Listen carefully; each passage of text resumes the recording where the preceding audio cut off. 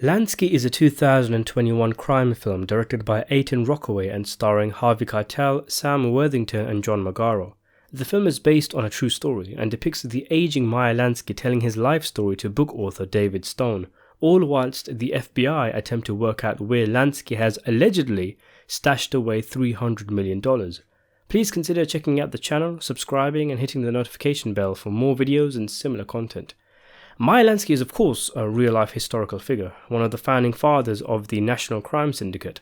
Known as the mob's accountant, Lansky developed a gambling empire that stretched across the globe, and he is thought to be one of the most wealthiest and successful American gangsters in history. Lansky was childhood friends with Bugsy Sigel, who he would form a gang with, and together they would expand their influence and wealth. He was also a victim of an extortion attempt as a teenager by Charlie Luciano, who would go on to create the National Crime Syndicate. Impressed with his defiant response, Luciano became friends with Lansky and the two would go on to form a long-lasting partnership. Lansky's gambling operations grew in part due to his mob connections and the bribing of law enforcement, and also his genius calculations of mathematical odds of wagering games. He also married twice and fathered a son born with cerebral palsy. All of these events are either depicted on screen or referenced in this film, which starts with a recreation of a famous 1970s interview Meyer Lansky did, where he was questioned on his mob ties and the rumour that he stashed away millions of dollars, an accusation which he laughs off. We are then introduced to the author David, played by Sam Worthington, who's down on his luck, facing marital problems and is in desperate need of money. Meyer Lansky hires David to write a book on his life. Lansky is dying and he wants an opportunity to tell his life story from his point of view, and the film itself is quite sympathetic to Lansky, a man unashamed of his violent past, falling in line with Lansky's interpretation of events. We see things like him breaking up pro-Nazi rallies and stuff, which to all intents and purposes really happened. How much of the sympathy towards Lansky is him telling his versions of events, or the film itself supporting him? I was leaning to the former option, but as we got towards the end of the film, I do think the film itself is quite startlingly lenient of Lansky's past and crimes. I mean, the film ends with telling us that the gambling operations he pioneered contribute $250 billion each year to the US economy and employs 2 million people.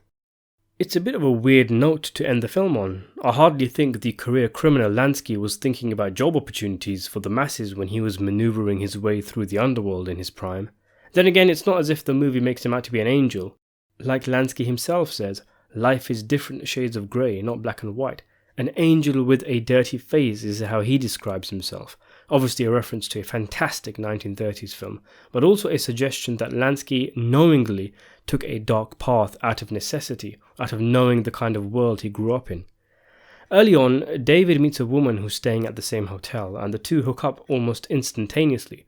I thought it was pretty telegraphed that she was working for the feds, but poor old David is caught unawares and now faces himself being threatened by the FBI to get information out of his interviews with Lansky on the supposed stash of loot, all whilst avoiding Lansky becoming aware of all of this.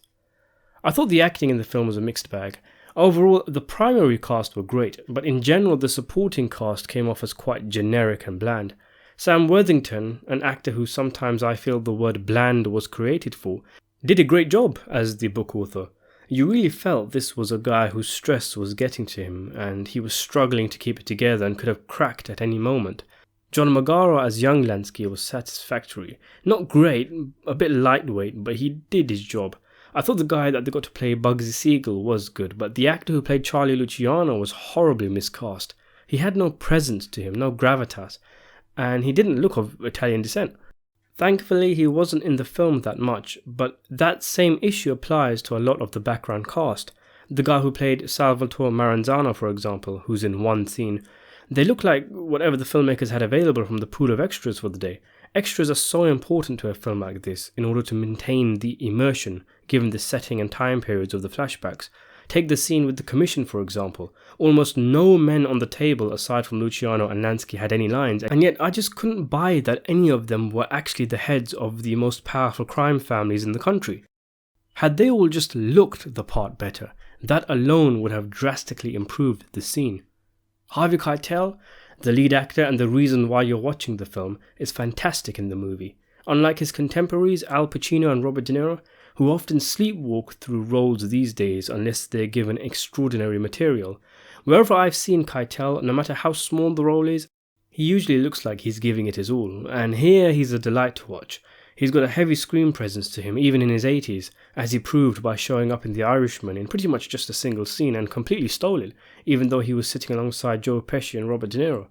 And as I mentioned in a previous video, I probably wouldn't mind seeing an entire film where Keitel sits at a table and talks, and that's pretty much what he does in this film. He sits and talks, and I was never bored when Keitel was on screen. It is a role that Keitel could easily play, though the screenplay does give him some heavy stuff to do towards the end. I enjoyed seeing one part where he becomes enraged, and I was reminded of the intensity of Keitel's fiery early career, like his scary performance in Alice Doesn't Live Here Anymore. There was also another fantastic scene towards the end where Lansky breaks down hugging his disabled son while he's in a hospital bed. As well as the obvious emotional weight of this scene, it also implies that Lansky perhaps did not have the cash stashed away that he was supposed to have, since he was unable to provide adequate medical support for his son, which I gather is historically accurate according to Lansky's real-life biographer, Robert Lacey. The movie delves a fair amount into Lansky's prime in flashbacks, telling his story from being a kid watching men play dice, creating his gambling empire, his sorrow at the mob's decision to exterminate his old friend Sigel, and his funding of Israeli oppression in occupied Palestine. Where in similar films the flashbacks would be the best part of the movie, I actually found myself more interested in the 1980s timeline with older Lansky, and the whole thing with him just looking back on his past and the insinuation that he's got millions stashed away. It's difficult for the movie when it comes to the flashbacks, because no matter how much time it delves into it, given the 2-hour runtime of the film and how much there is that needs to be covered, it's always going to either come off as rushed or not extensive enough, and here it's a bit of both.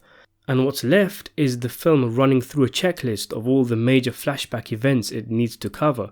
Plus, we've seen that era of American crime depicted several times on screen, and to be honest, had I not already been aware of who the likes of Maranzano and Sigel were, I doubt I would have felt the power of certain important flashback scenes. I wonder if the flashbacks were even necessary. Maybe there could have been quickfire ones, over after 10 seconds at a time, either that or set the entire film in the past. They could have been completely removed, and I think the film could still work. And I know that sounds hypocritical coming from me, given that the lack of flashbacks were one of my major complaints against Capone, which came out last year, the Tom Hardy biopic of Al Capone. But that was a film that didn't know what it was doing, didn't know what it wanted to be, but here the themes of the film are clear, and I would have happily watched a film where we followed older Meyer coming to terms with his life, with his violent and uncompromising past, given to us in quick flashes or simply mentioned. That scene with Meyer and his son, I would have loved to see more of that, more of a peek into the personal life of this private man.